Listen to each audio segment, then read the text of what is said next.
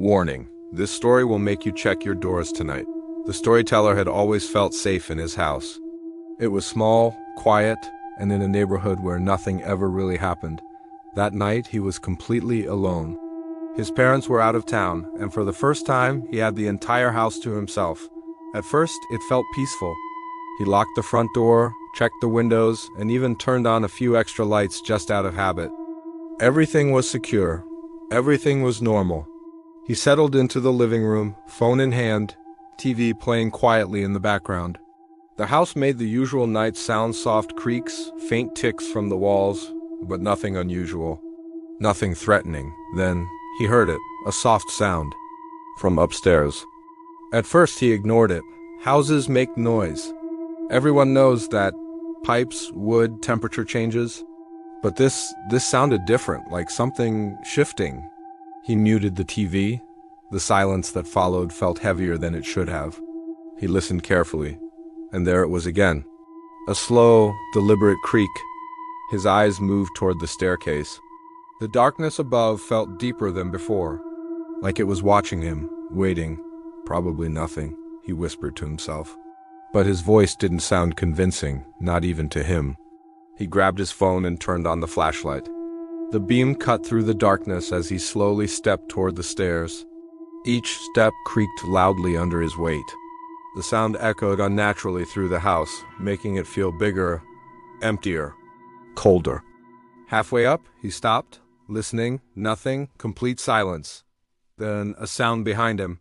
He turned quickly, shining the light back into the living room. Nothing there. The front door was still locked, everything exactly how he left it. His chest tightened. "I'm just being paranoid," he muttered. But his hands were already shaking slightly. He continued up the stairs, slower now, more cautious. The beam of light flickered slightly as he reached the top. The hallway stretched ahead, all the doors closed, everything still. Too still.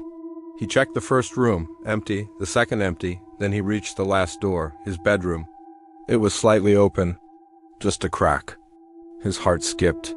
He was sure he had closed it before going downstairs. Slowly, he pushed it open. The room looked normal, nothing out of place. Bed untouched, window closed. He exhaled slowly, relief beginning to settle in. Then the closet door creaked. His entire body froze. The sound was clear this time. Not a house noise, not random. Something moved. The closet door slowly opened. By itself, the darkness inside was deeper than it should have been. Like it wasn't just a shadow, but something solid. He took a step back, his breath catching in his throat. "Hello?" No response, just silence then.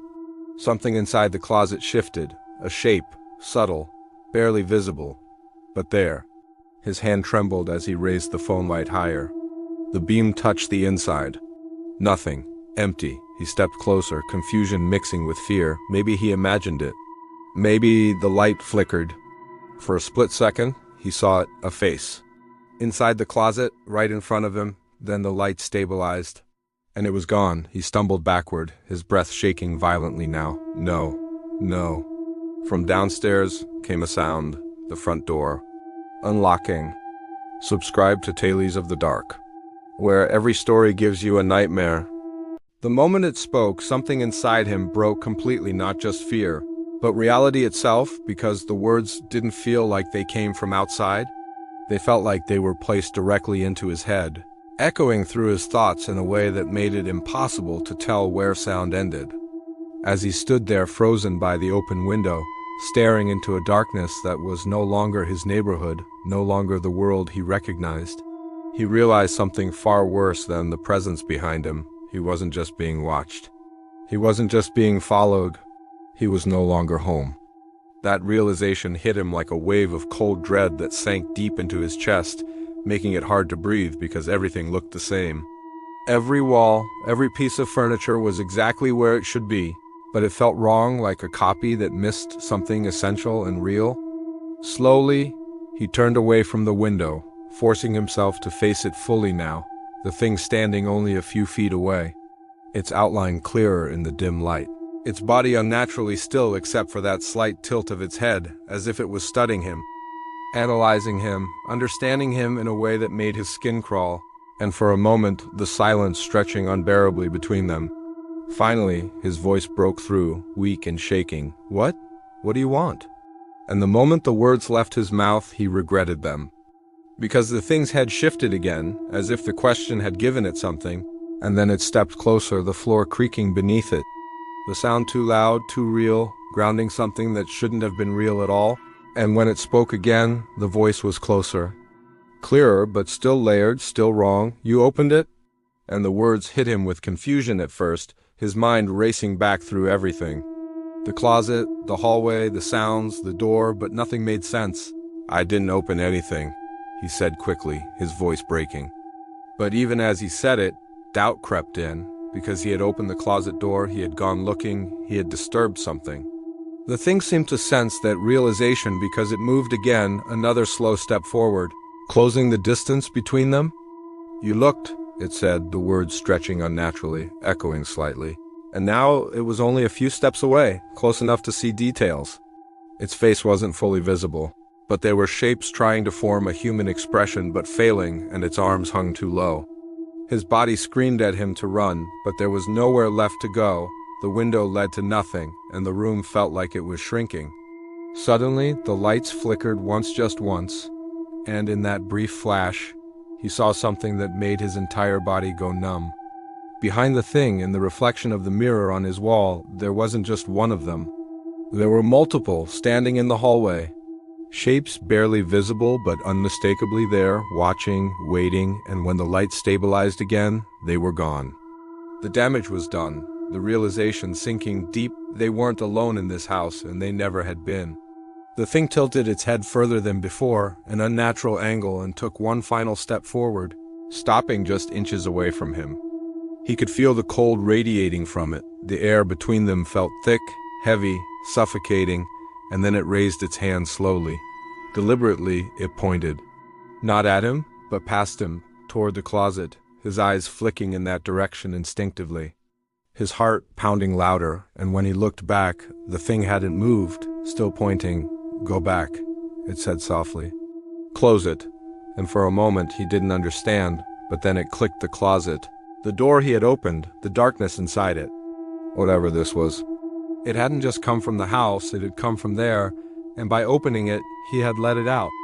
His legs trembling as he slowly turned toward the closet, every instinct telling him not to move closer, not to go near it again. The thing behind him didn't need to move to enforce it. Its presence alone was enough, pressing against him, forcing him forward.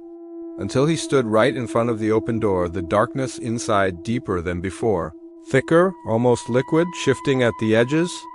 He hesitated, his hand hovering just inches from the door, his entire body shaking as his mind screamed that this was wrong.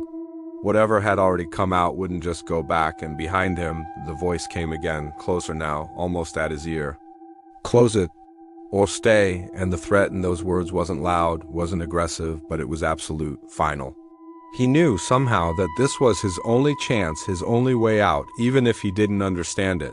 His hand slowly reached forward.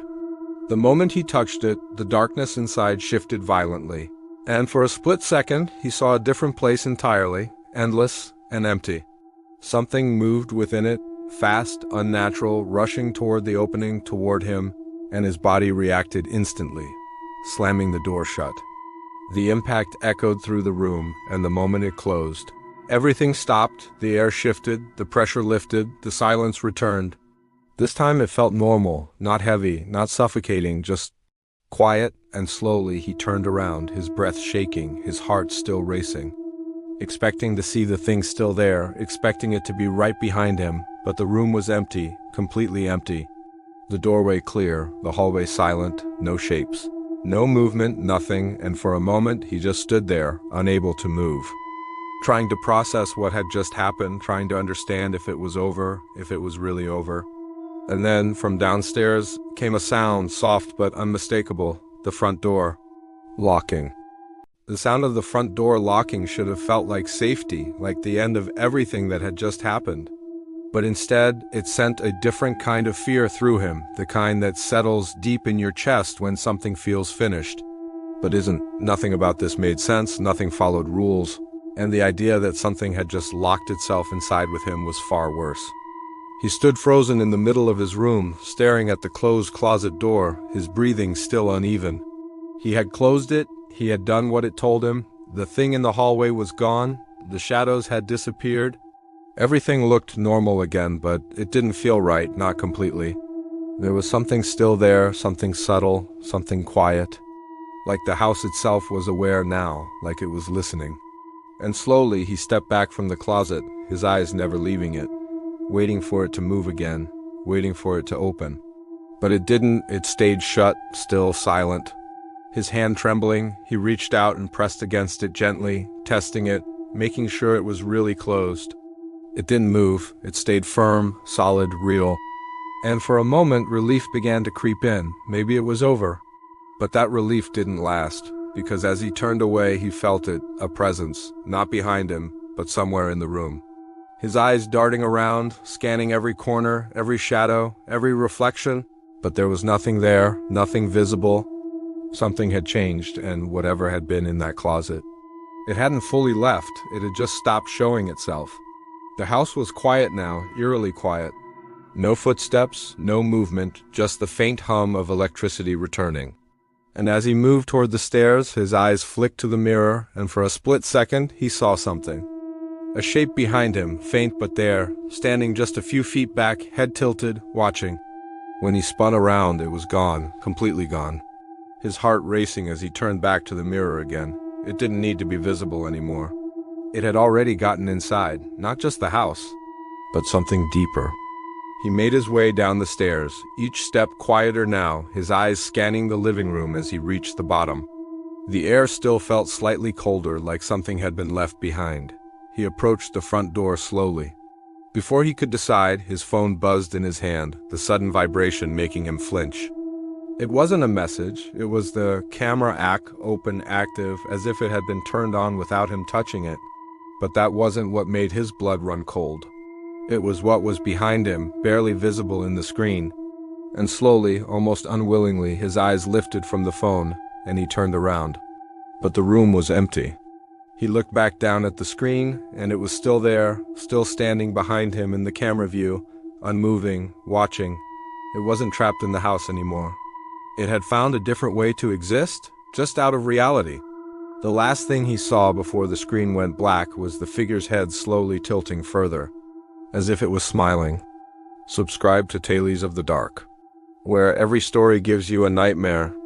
He didn't drop the phone immediately. He couldn't, because for a few seconds, his brain refused to accept what his eyes were showing him, the camera screen still lit, still active, still displaying that impossible image of something standing directly behind him while the room remained empty. And it wasn't just standing there anymore. It was closer, so close that its outline overlapped with his own. Its head tilted further than before at an angle that should have broken a human neck, and he noticed something new. Its face wasn't just shadow. It had depth, faint shapes forming where eyes and a mouth should be, but wrong, distorted, like a face being remembered incorrectly.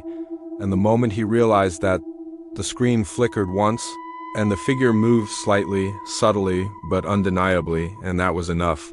His hand jerked and the phone slipped from his grip, hitting the floor with a sharp crack that echoed through the living room, the screen going dark instantly, and for a moment he just stood there, frozen, staring at the blank space in front of him. But there was nothing at all, just the quiet room, the locked door, the faint hum of electricity. And yet the feeling hadn't gone. In fact, it was stronger now, heavier, like something had stepped closer, like something was now standing exactly where the camera had shown it, just beyond his ability to see it directly, and slowly, his eyes lowered to the phone on the ground, the screen still black, reflecting only a faint, distorted version of the room, and for a second he considered leaving it there, just backing away, pretending none of this was real. But something inside him, something desperate, something needing confirmation, pushed him to pick it up again, his hand trembling as he reached down, his fingers brushing against the cold glass before lifting it slowly, hesitantly, and as soon as the screen lit up again, the camera reopened.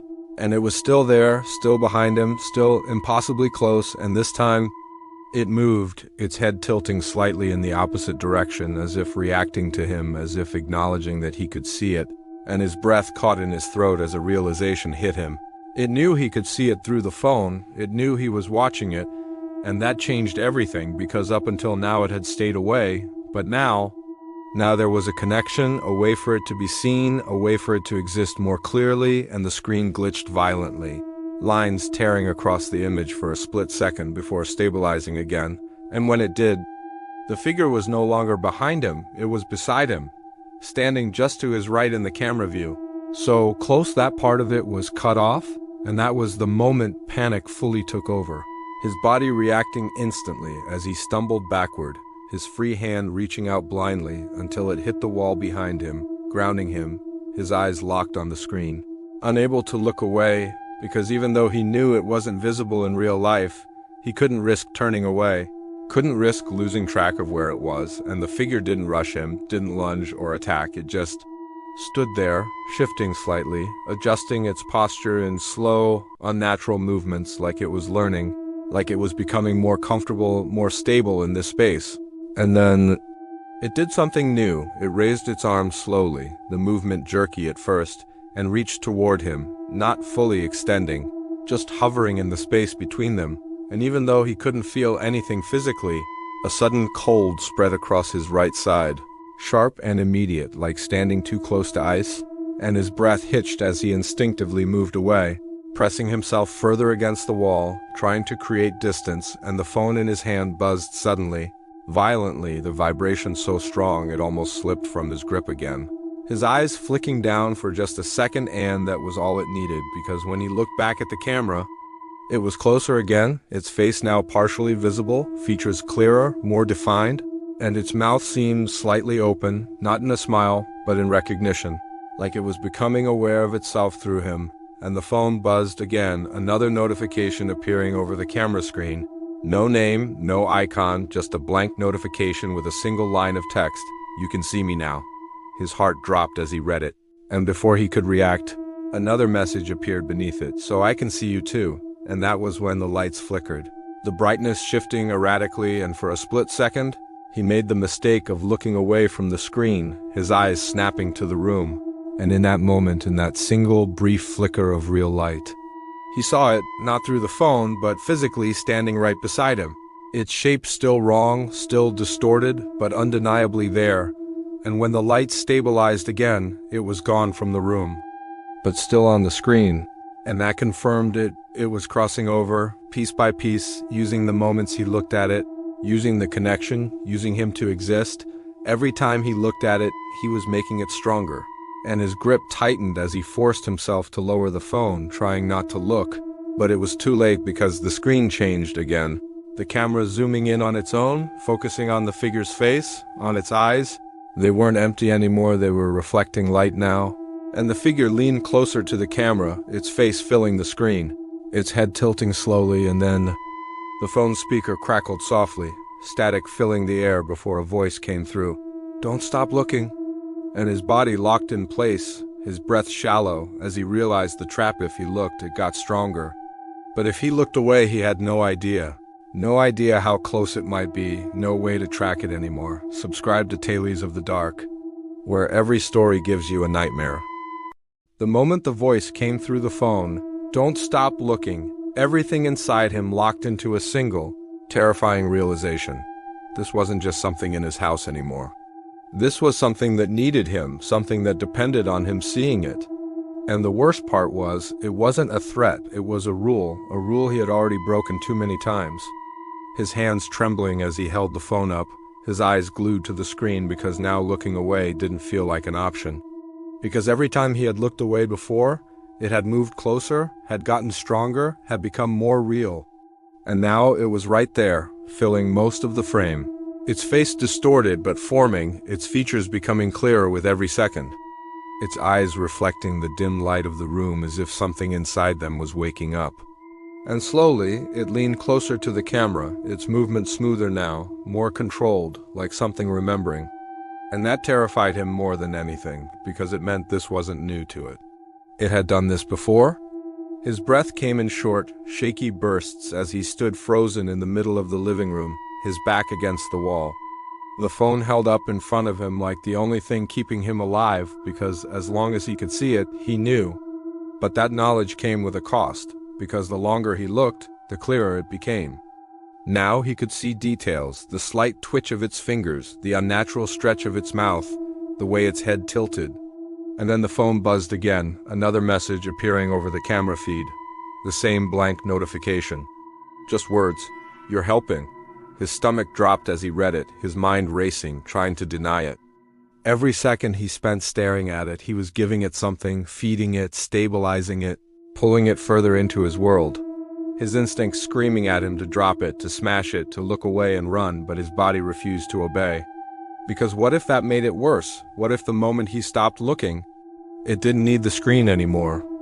And then the lights flickered again, they dimmed slowly, the room growing darker, shadows stretching unnaturally.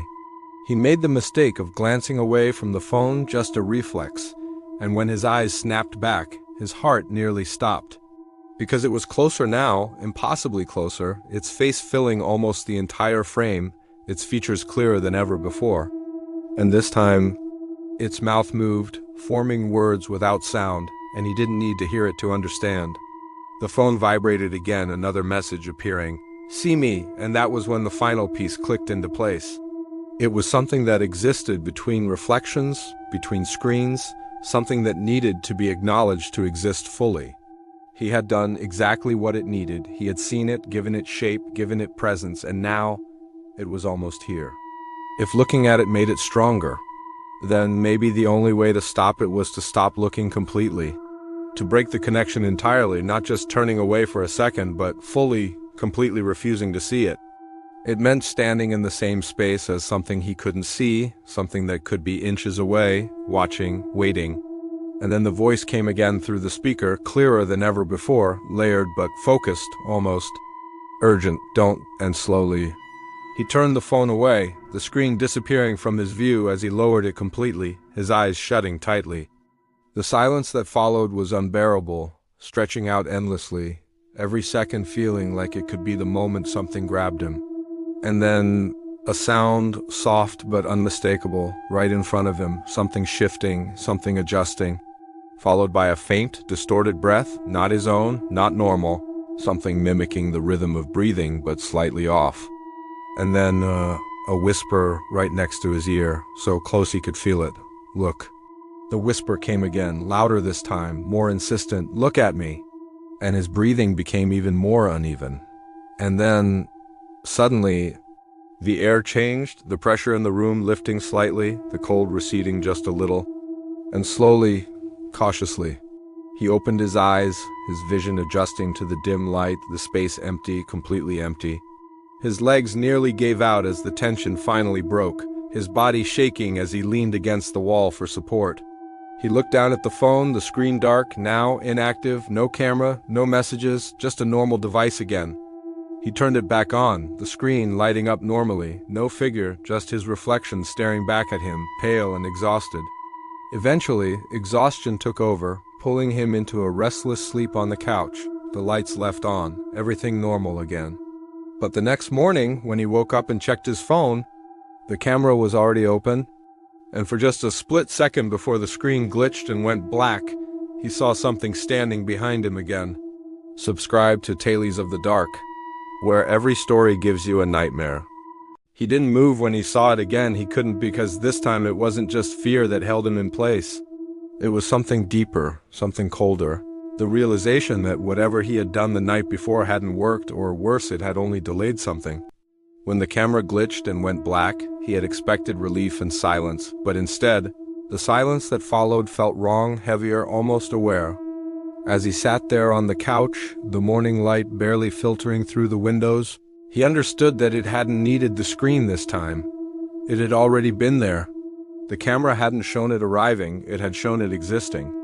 The rules had changed completely.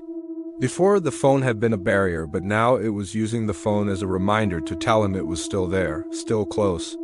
His grip tightened as he slowly lifted his head, his eyes scanning the room, knowing he wouldn't see anything directly, which made it worse. Absence of something visible didn't mean safety. It meant uncertainty. It could be standing just outside his perception, inches away, waiting for a slip. His breathing became uneven as he forced himself to stand, his legs weak, every movement controlled as if afraid of disturbing something invisible. Everything looked normal, and that normalcy felt like a mask hiding something just beneath the surface. Then the phone vibrated again, a sharp buzz that made him flinch. The screen lit up with a notification. You stopped looking. Another message appeared as if being typed in real time. That's okay. The calmness of it terrified him more than any threat. It hit him. The moment he looked away last night, he assumed it would weaken the connection, but what if that was the final step? What if it only needed to be seen enough to fully anchor itself? Now it wasn't limited to reflections, it was fully here. A new sound broke the silence, a faint shift, like weight moving across the floor. He froze, every instinct screaming not to turn around. Looking didn't just make it stronger. Looking might be exactly what it wanted now, not to grow, but to interact. The silence stretched as a faint, imperceptible breath sounded not his own, but something mimicking him, learning him. His phone buzzed again, another message appearing. Go ahead. It was coordinated, pushing him, testing him. Carefully, he lowered the phone and placed it face down on the table, cutting off the connection as much as he could. A shift happened right behind him, so close he could feel the air changing and the temperature dropping. He locked up, every nerve on edge. Something touched him, not a grab, but the lightest, cold, unnatural brush against his shoulder. He forced himself to stay still. He knew that reacting was what it wanted. After an unbearable pause, the phone buzzed one final time against the table. He didn't check. He just stood there, staring straight ahead, refusing to give it anything more. The pressure shifted as if it was recalculating. This wasn't over. It adapted and changed based on what he did or ignored. He couldn't shake the feeling that somewhere, just out of sight, it was smiling. Subscribe to Tales of the Dark,